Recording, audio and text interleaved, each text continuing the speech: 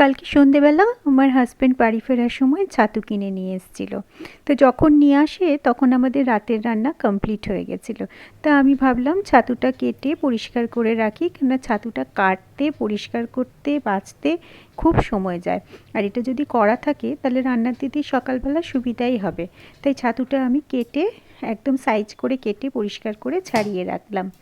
আর জানো তো, ছাতুর সাথে যে সবজিটা সবচেয়ে ভালো কম্বিনেশনে যায় সেটা হচ্ছে ঝিঙে। তো ছাতু তো দেখতেই এতটা, ছাড়িয়ে নেবার পর কিন্তু ছাতু একদমই কমে যায়। তো দেখো আমি ছাড়াচ্ছি, ছাড়ানোর পরে এই দেখো কতটুকু হয়ে গেল, একদম অর্ধেক হয়ে গেল।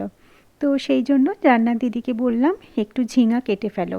তো ছোট ছোট করে ঝিঙে কাটা হয়ে গেছে। এরপর একটা বাটিতে সর্ষে আর পোস্ত আর কাঁচা লঙ্কা নেওয়া হয়েছে। সর্ষে, পোস্ত আর কাঁচা লঙ্কাটা শিলেই বাটতে বললাম, কেননা পোস্ত শিলে বাটলে ভালো হয়, মিক্সারে দিলে একটু দানা দানা থেকে যায়। তো এটা বাটা চলছে, এদিকে কড়াইতে তেল গরম করে তাতে ছাতুগুলোকে একটু হালকা করে ফ্রাই করে নিলাম।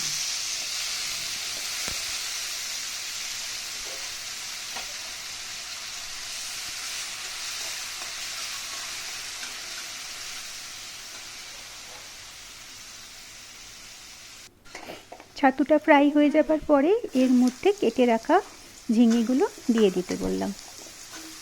এবার ঝিঙে আর ছাতুটাকে হালকা করে ভেজে নিতে হবে। দেখো ছাতু ছাড়াবার পরে যতটা হয়েছিল, ভাজার পরে আরও কমে গেল। এরপর ঝিঙে আর ছাতুটাকে একটু ভালো করে কষিয়ে নিতে হবে। তারপর তাতে একটু নুন আর হলুদ দিতে হবে।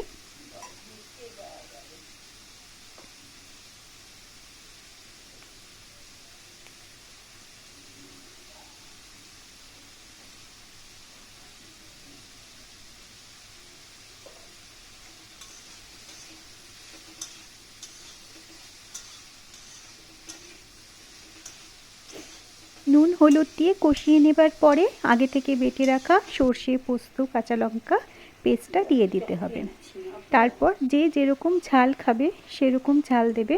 আমরা একটু কাঁচা লঙ্কা বাটা দিয়েছি বলে লঙ্কার গুঁড়োটা একটু কমই দিলাম।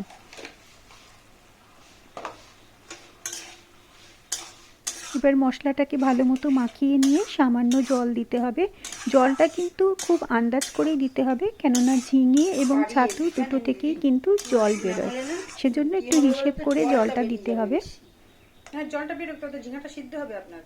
ঝিঙাটা তো এই ঢালা হয়েছে, আপনি যে জলটা দেবেন দিয়ে দিন, দিয়ে দেবেন। ঝিঙাটা নাহলে কাঁচা থেকে যাবে। বেশি জল দেবো না, এইটা দিয়ে ঢাকা দিয়ে দিই নাকি আরেকটু সামান্য।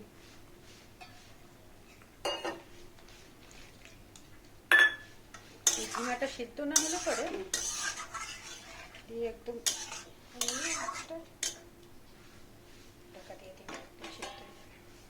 এবার ঢাকা দিয়ে 10 মিনিট ওয়েট করতে হবে। তারপর এই যে এরকম ফুটে গেল। এবার নামাবার আগে একটুখানি কাঁচা সর্ষের তেল ছড়িয়ে দিতে হবে। আমরা তো এভাবেই ছাতু রান্না করি। তো তোমাদের কাছে যদি ছাতু রান্নার আর অন্য কোনো রেসিপি থাকে আমাকে জানিও তো। এটা অনেকদিন পরই রান্না হলো। আর এই ছাতু তো বছরে একবারই ওঠে, অনেকদিন বারবার তো আর রান্না হয় না।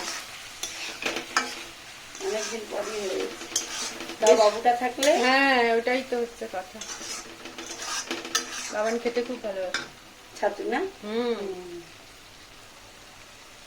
তখন আর ওঠেনি, ও যখন আসে তখন আর ওঠে না।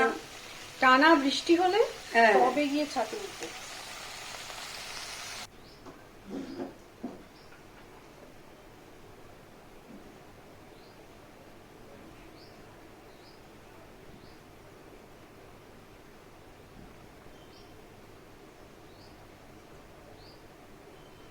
কি গো, কেরম হয়েছে ছাতু?